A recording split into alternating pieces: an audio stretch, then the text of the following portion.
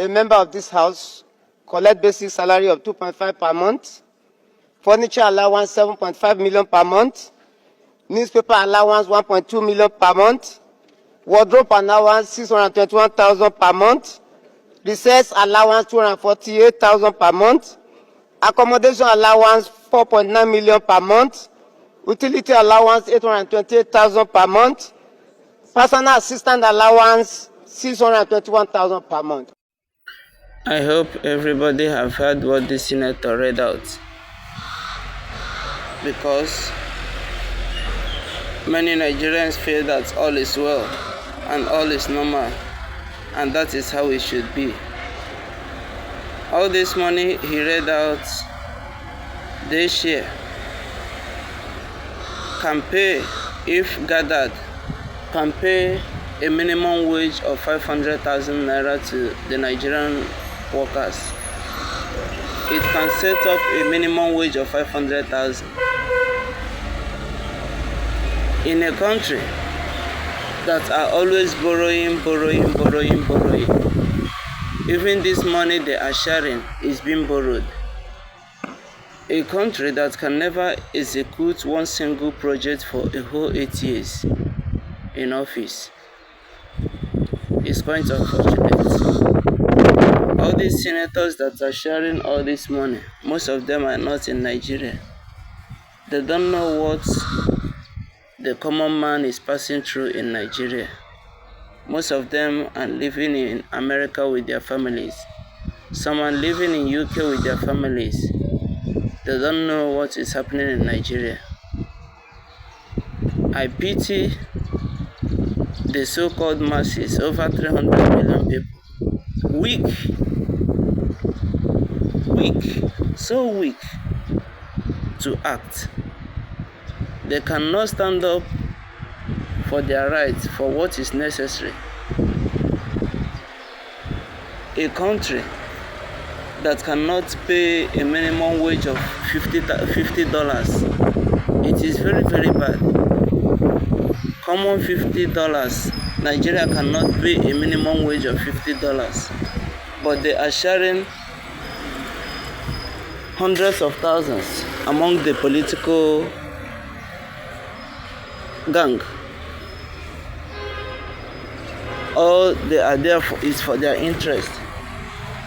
Every time I hear them pronouncing crumbling economy and all the rest of it, the only country that understands the meaning of good economy as a high cost of living and high price of commodities in the market. That is what they understand by improving economy, highing the cost of living and the cost of commodities without increasing the income of the people.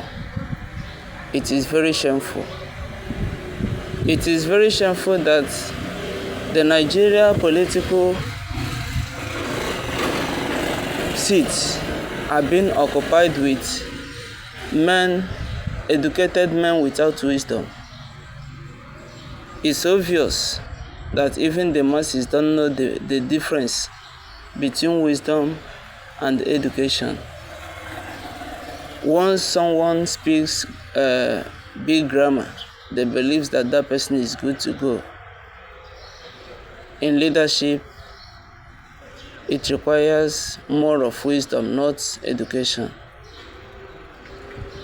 It is very, very bad that in a country like Nigeria, for the past 60-something years of its democracy, can never show forth any new commendable and mega infrastructural development.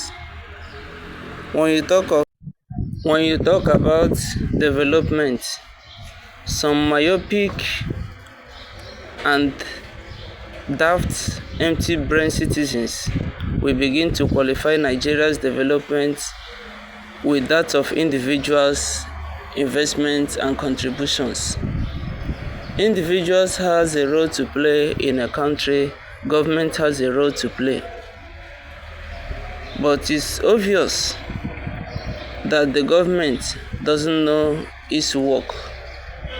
They don't know their job. All they are there is for their own personal benefit and that of their generation.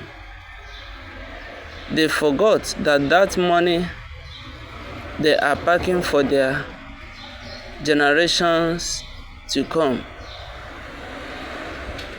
contains somebody's picture and somebody's signature.